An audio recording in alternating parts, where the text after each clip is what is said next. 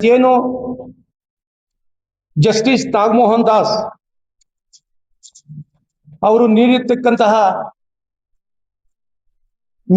ಒಳ ಮೀಸಲಾತಿ ವರ್ಗೀಕರಣ ಏರ್ಪೇರಾಗಿದ್ದು, ಅಂಕಿಅಂಶಗಳಲ್ಲಿ ತೊಡಕಾಗಿದ್ದು, ಅವರು ನೀಡಿರ್ತಕ್ಕಂತಹ ಏನು ವರದಿ ಅವೈಜ್ಞಾನಿಕವಾಗಿರ್ತಕ್ಕಂಥದ್ದನ್ನ ಕರ್ನಾಟಕ ರಾಜ್ಯ ಬಲಗೈ ಜಾತಿಗಳ ಒಕ್ಕೂಟದ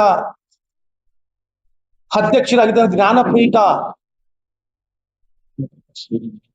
ಪೆದ್ದಿ ಉರುಗಲಿ ಜ್ಞಾನಪೀಠ ಉರ್ಲಿಂಗ ಪೆದ್ದಿ ಮಠದ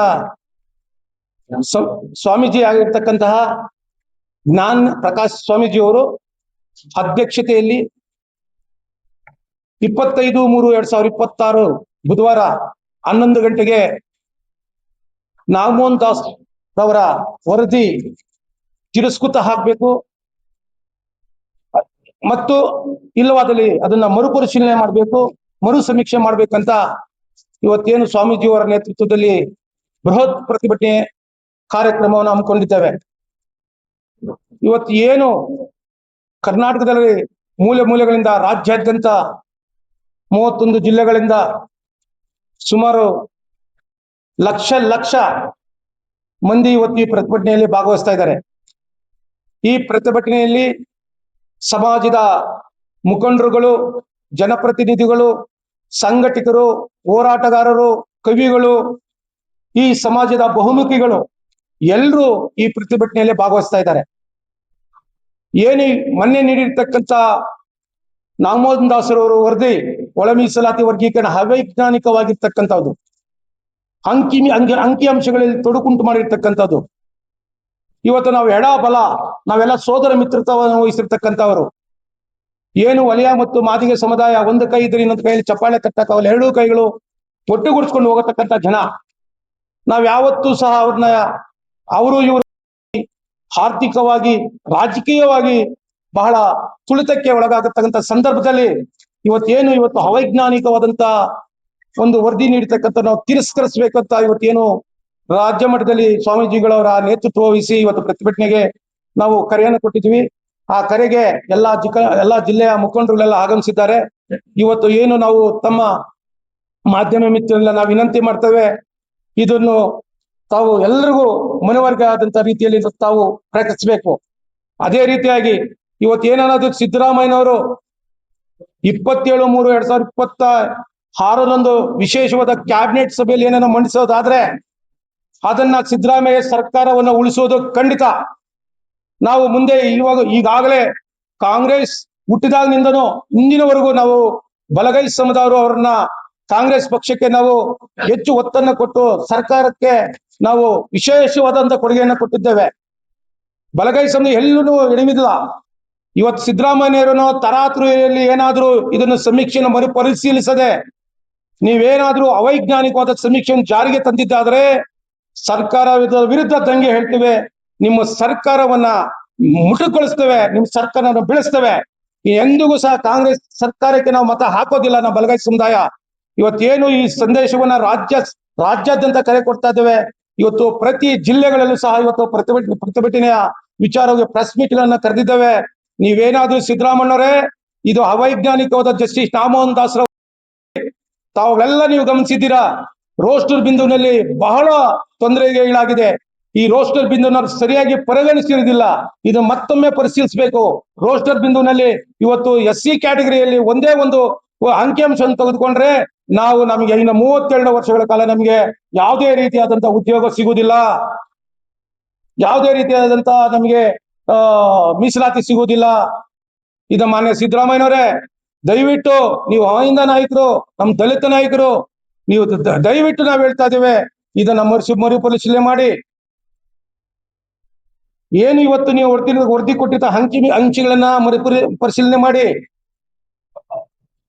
ಪರಿಶೀಲನೆ ಮಾಡಿದ ನಂತರ ನೀವು ಒಂದು ನಿಲುವನ್ನು ತೆಗೆದುಕೊಳ್ಳಿ. ಸಾಮಾಜಿಕ ನ್ಯಾಯವನ್ನ ಕೊಡಿಸಿ. ನಿಮ್ಮಲ್ಲಿ ಅಪಾರವಾದ ನಂಬಿಕೆ ಇಟ್ಟಿದ್ದೇವೆ. ನ್ಯೂಸ್ ನಲ್ಲೆಲ್ಲ ಕೂಡ ವಾರ್ತೆಗಳಲ್ಲಿ ಇಡೀ ರಾಜ್ಯಾದ್ಯಂತ ನಡೀತಾ ಇರ್ತಕ್ಕಂಥ ಬೆಳವಣಿಗೆಗಳನ್ನ ಎಲ್ರಿಗೂ ಕೂಡ ಹಳ್ಳಿಯಿಂದ ದಿಲ್ಲಿವರೆಗೆ, ಹಳ್ಳಿಯಿಂದ ಬೆಂಗಳೂರು ಎಲ್ಲಾ ಕಡೆ ಕೂಡ ಈ ವಿಚಾರ ಮುಗಿಲೆದ್ದಿದೆ.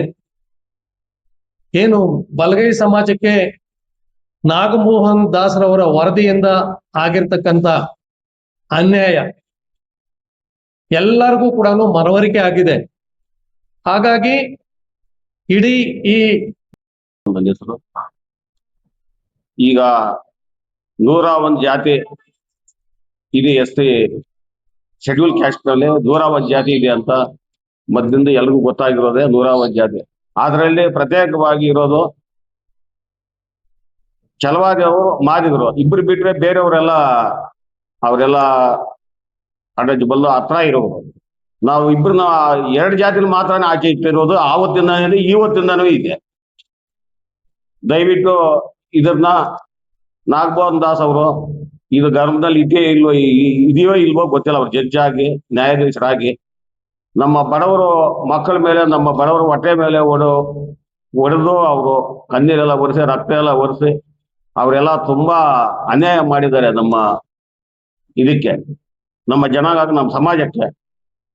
ದೇವ ಅವರನ್ನ ನಾವು ಅಣ್ಣ ತಮ್ಮರಿದ್ದಂಗೆ. ಯಾರು ಮಾದಿಗರು, ವಲಯವರು ನಮ್ಮ ವಲಯ ಜಾತಿಗೆ ಅನ್ಯಾಯ ಆಗಿರೋದು ಬಲಗೈ ಜಾತಿಗೆ, ಅದನ್ನ ಪ್ರತಿಭಟಿಸೋದಕ್ಕೋಸ್ಕರ 25ನೇ ತಾರೀಕು ಹೋರಾಟ ಮಾಡೋದಕ್ಕೆ ನಾವಿಲ್ಲಿ ತಮ್ಮನ್ನೆಲ್ಲ ಮುಂದೆ ನಾವು ಎಲ್ರಿಗೂ ಮಾಧ್ಯಮದ ಮುಖಾಂತರ ನಮ್ಮ ಸಮುದಾಯಕ್ಕೆ ತಿಳಿಸ್ಬೇಕು ಅಂತೇಳಿ ಇವತ್ತು ಏನ್ ನಾವು ಪ್ರೆಸ್ ಮೀಟ್ ಮಾಡ್ತಾ ಇದೀವಿ.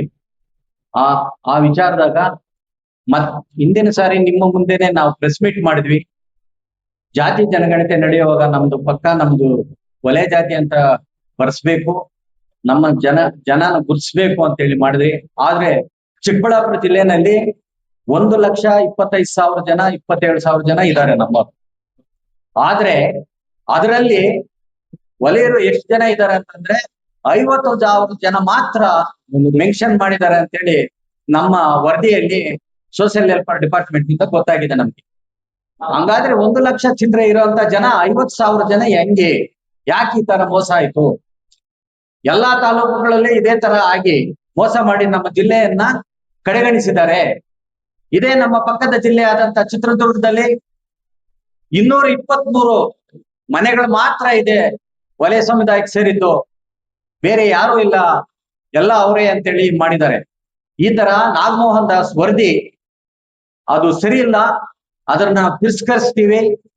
ಅದರಿಂದ ನಮಗ್ ತೊಂದರೆ ಆಗಿದೆ, ಮುಂದಿನ ನಮ್ಮ ಮಕ್ಕಳಿಗೆ ತೊಂದರೆ ಆಗ್ತಾ ಇದೆ. ರೋಷನ್ ಪ್ರಕಾರ ಮಾಡಿದ್ದಾರೆ, A-B ಅಂತ ಮಾಡಿದ್ದಾರೆ. ಅದರಲ್ಲಿ 9 ಜನ ಆದ್ಮೇಲೆ ನಮಗೆ ಕೆಲಸ ಸಿಗೋದು. ಯಾಕೆ ಆತರ ಮಾಡಿದ್ರು? 9 ಜನ ನಾವು 9 ಜನ ಅವ್ರಿಗೆ ಕೊಟ್ರೆ ನಾವು ಇನ್ನ 10ನೇವ್ರು ನಾವು ಏನ್ ಮಾಡ್ಬೇಕು? 10 ಜನಕ್ಕನ ಆದ್ಮೇಲೆ ನಮ್ಗೆ ಕೆಲಸ ಸಿಗ್ತದಂದ್ರೆ ನಮ್ಗೆ ಯಾವಾಗ ಎಷ್ಟು 10 ಪೋಸ್ಟ್ ಮಾಡ್ತಾರಾ? ಒಂದೇ ಸರಿ ಮಾಡ್ತಾರಾ? ಒಂದು ಮಂದಿ ಇವಾಗ ಏನ್ ಬಿಜಾಪುರ ಗುಲ್ಬರ್ಗದಲ್ಲಿ ಮಾಡಿದ್ದಾರೆ ಆ ರೋಷನ್ ಬಿಂದು ಪದ್ಧತಿಯನ್ನ, ಅದು ಸರಿ ಇಲ್ಲ. ಅವ್ರಿಗೆ ಆದಂತ ಅವಕಾಶಗಳು ಸಿಕ್ಕಿದೆ, ನಮ್ಗೆ ಒಂದು ಪೋಸ್ಟ್ ಸಿಕ್ಕಿಲ್ಲ. ಅದರಿಂದ ಅವರು